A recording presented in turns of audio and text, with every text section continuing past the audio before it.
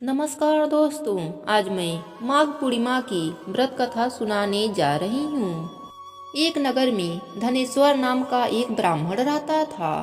उसकी स्त्री अति सुशील रूपवती थी। दोनों ही बड़े प्रेम के साथ रहते थे। घर में धन धान्य आदि की कमी नहीं थी। उनको एक बड़ा दुख था कि उनके कोई संतान नहीं थे। इस दुख से वह अत्यंत दुखी रहते थे। एक बार बड़ा तपस्वी योगी उस नगरी में आया। वह योगी उस ब्राह्मण के घर को छोड़कर अन्य सब घरों से भिक्षा मांगकर भोजन किया करता था।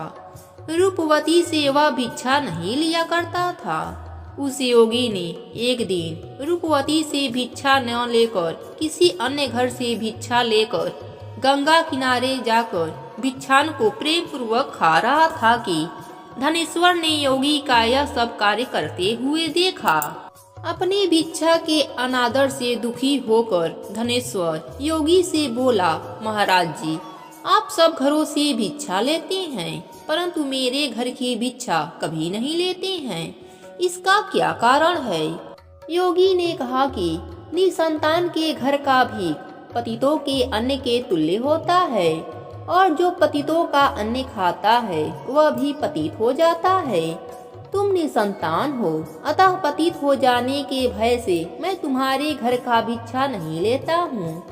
धनेश्वर यह बात सुनकर अपने मन में बड़ा दुखी हुआ और हाथ जोड़कर योगी के पैरों पर गिर गया और दुखी भाव से कहने लगा, हे महाराज, यदि ऐसी बात है तो आप मुझे पुत्र प्राप्ति का उपाय बताने का कष्ट करें।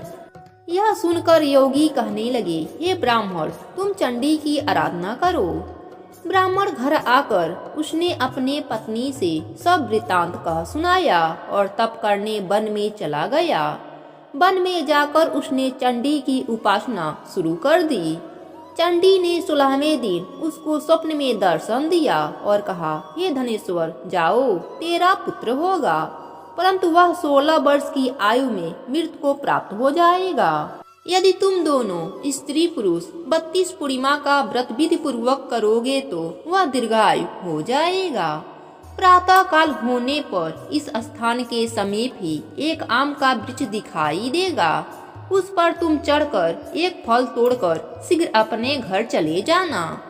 ऋतु स्नान के पश्चात स्वच्छ होकर श्री शिव जी का ध्यान करके उस फल को तुम्हारी पत्नी खा लेगी।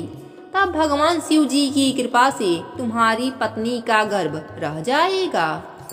जब वह ब्राह्मण प्रातः काल उठा तो उसने उस स्थान के पास ही एक आम का वृक्ष देखा, जिस पर एक अत्यंत सुंदर आम का फल लगा हुआ था। उस ब्राह्मण ने उस आम के वृक्ष पर चढ़कर उस फल को तोड़ने का प्रयत्न किया, परंतु वृक्ष पर कई बार प्रयत्न करने पर भी वह न चढ़ पाया। उस ब्राह्मण को बहुत चिंता हुई और विघ्न विनायक श्री गणेश जी का वंदना करने लगा। गणेश जी की कृपा से ब्राह्मण वृक्ष पर चढ़ गया और उसने एक अति सुंदर आम का फल देखा। उस ब्राह्मण ने जल्दी से फल को तोड़ा और घर आकर अपने स्त्री को दिया, और उसकी स्त्री ने अपने पति के कहे अनुसार उस फल को खा लिया और वह गर्भवती हो गई। देवी जी की असीम कृपा से उसे एक अत्यंत सुंदर पुत्र उत्पन्न हुआ, जिसका नाम उन्होंने देवी दास रखा। माता पिता के हर्ष और शोक के साथ वह बालक शुक्ल पक्ष के चंद्रमा की भांति अपने पिता के घर बढ़ने लगा। भवानी की कृपा से वह बालक बहुत ही सुंदर, सुशील और विद्या पढ़ने में बहुत ही निपुण हो गया। दुर्गा जी की आज्ञा अनुसार उसकी माता ने 32 पूर्णिमा का व्रत रखना आरंभ कर दिया था। 16वें वर्ष लगते ही देवी दास के माता पिता को बड़ा चिंता हो गई कि कहीं उसके पुत्र की इस वर्ष मृत्यु न हो जाए। इसलिए उन्होंने अपने मन में विचार किया कि यदि यह दुर्घटना उनके सामने हो गई तो वह कैसे सहन कर पाएंगे। तब उन्होंने देवी दास के मामा को बुलाकर कहा कि देवी दास 1 वर्ष तक काशी में जाकर विद्या अध्ययन करेगा और उसको कभी अकेला मत छोड़ना, और 1 वर्ष के बाद इसको घर लाना। ब्राह्मण और उसकी पत्नी ने अपने पुत्र की मंगल कामना के लिए दुर्गा माता की आराधना और पूर्णिमा का व्रत करना आरंभ कर दिया। मामा और भांजा रात्रि बिताने के लिए एक गांव में ठहरे।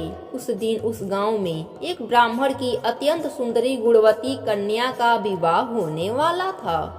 संयोगवश होने वाला दूल्हा काना था। यह बात वर के पिता ने छुपा कर रखी थी। उसने जब देवी दास को देखा तो सोचा, इसी से कन्या का लग्न करा देता हूँ और विदाई अपने बेटे के साथ करा दूंगा। वह इस बात को लड़के के मामा से कहे। वह तैयार हो गए। देवी दास का विवाह संपन्न हो गया। विवाह कार्य समाप्त होने के बाद भोजन करने वर और वधू बैठे। देवी दास उस कन्या के बारे में सोचकर रोने लगा। कन्या ने रोने का कारण पूछा तो देवी दास ने सारा वृतांत सुना डाला।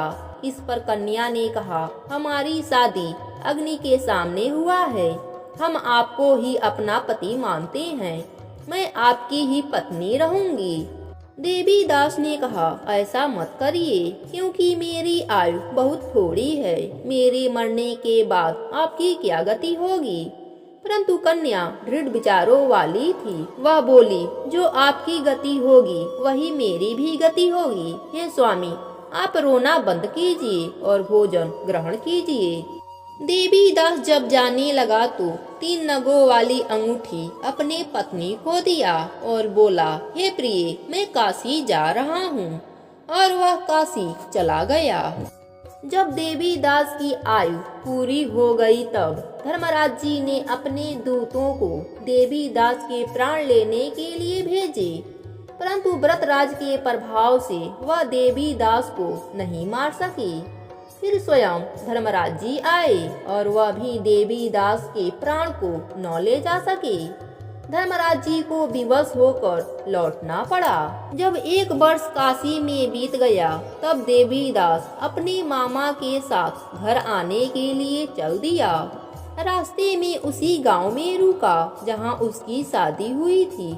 लड़की के पिता ने उसको पहचान लिया और बड़े मान सम्मान से अपने घर ले गए। इस प्रकार धनेश्वर 32 पूर्णिमा के व्रत के प्रभाव से पुत्रवान हो गया। जो भी स्त्रियां इस व्रत को करती हैं, वे जन्म जन्मांतर में वैधर्भ का दुख नहीं भोगती और सदैव सौभाग्यवती रहती हैं। यह व्रत पुत्र पौत्र को देने वाला तथा संपूर्ण मनोकामनाओं को पूर्ण करने वाला है। 32 पूर्णिमाओं के व्रत करने से व्रती की सब प्रकार की इच्छा भगवान शिव जी की कृपा से पूर्ण हो जाती है।